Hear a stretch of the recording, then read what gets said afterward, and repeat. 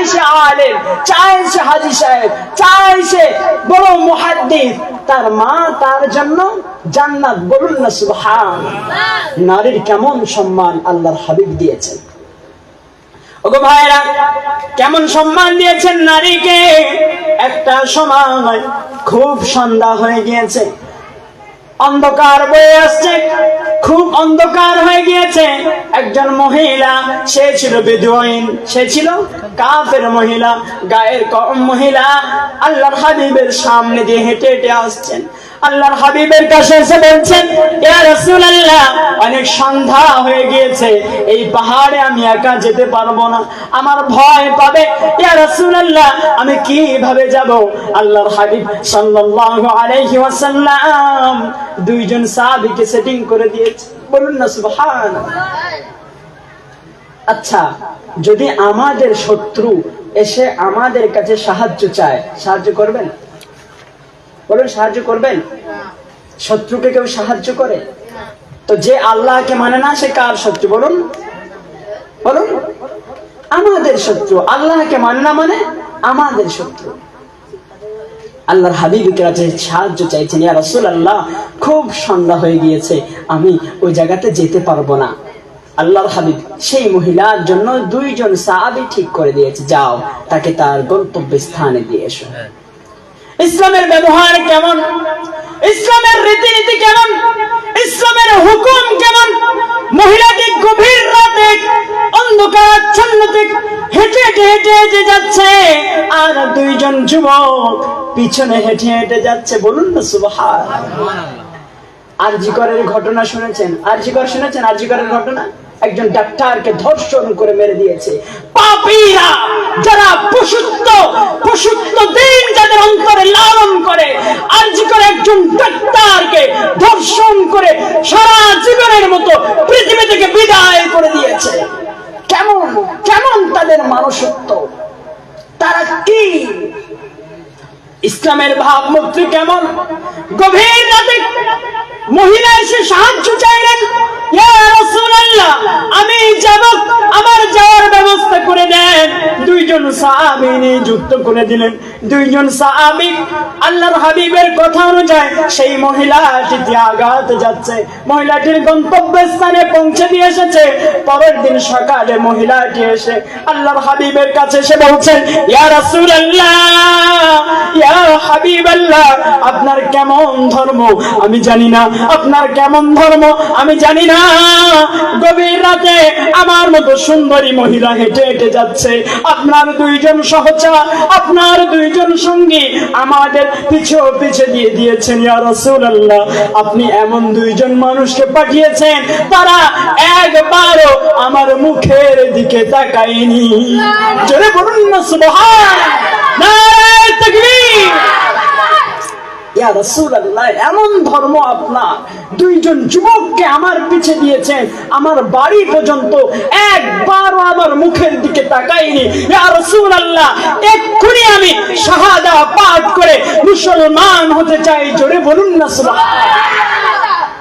আর আমাদের পশ্চিমবঙ্গে আরজিকর একজন ডাক্তারকে জাহান্নামের নরকীটরা পশুত্ব লালন করে সুযোগ পেয়ে এমন ভাবে তাকে হত্যা করেছে। ডাক্তার লিখেছে তার জোড়াতে 1.5 মানে 150 গ্রাম বীর্য পেয়েছে। কি মানুষ তারা! আমি দীপ্ত কণ্ঠে তাদের জন্য প্রতিবাদ করতে চাই। ইসলামের ছায়াতলে আসুন। আমাদের প্রফেট মুহাম্মদ সাল্লাল্লাহু আলাইহি ওয়াসাল্লাম তিনি এই শিক্ষা দেন নাই। মহিলাকে এমন সম্মান দিয়েছেন, মহিলা তার পরের দিন এসে শাহাদা পাঠ করে মুসলমান হয়ে গিয়েছে। বলুন না সুবহানাল্লাহ। আমাদের যুবক ভাইয়েরা, আপনাদের মধ্যে যদি এই ব্যবহার থাকে, আমি আহ্বান করছি এই পশুত্ব ব্যবহার অন্তর থেকে তুলে দেন। অন্তর থেকে মুছে দেন, দেখবেন পৃথিবীটাও সফল কাম হবে আর আখিরাতও সফল কাম হবে। বলুন না সুবহান, বলুন না আল্লাহুম্মা আমিন। ওগো প্রিয় মুসলিম উম্মত, আমি প্রেক্ষাপট পরিবর্তন করতে চাইছি না। আমি আপনাদেরকে বলেছি আমরা কি কোথা থেকে এসেছি, আমাদের অস্তিত্ব কি, আমাদের কোথায় যেতে হবে, আমাদের এটা নিয়ে আমাদেরকে লালন করতে হবে।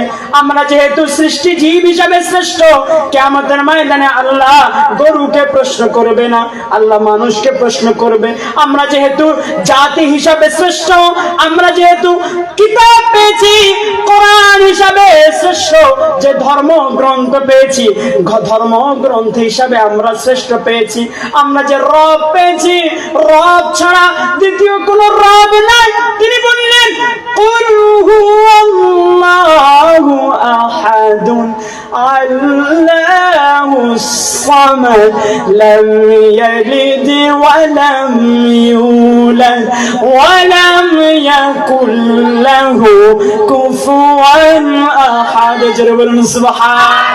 তিনি বললেন আমি আল্লাহ, লাম ইয়ালিদ ওয়া লাম ইউলাদ, আমাকে কেউ জন্ম দেয়নি, আমি কারোর দ্বারাই জাত হইনি, আমার নেই পিতা, আমি কারোর পিতা নয়, কেউ আমার পিতা নয়, আমি কারোর পিতা নয়, আমি আল্লাহ হলাম এক।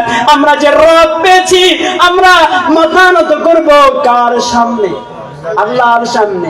যদি আমরা আল্লাহ ব্যতীত অন্য জায়গায় মাথা নত করি, আল্লাহ রাব্বুল আলামিন বললেন ইয়াকা নাবুদু ওয়া ইয়াকা নাস্তাঈন।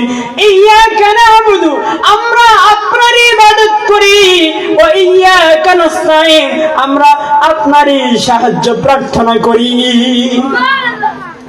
আমরা ইবাদত করব আল্লাহর, সাহায্য চাইব আল্লাহর কাছে। প্রফেট মুহাম্মদ সাল্লাল্লাহু আলাইহি ওয়াসাল্লাম বললেন যদি তোমাদের একটি জুতার ফিতার প্রয়োজন হয়, কিসের প্রয়োজন বলুন?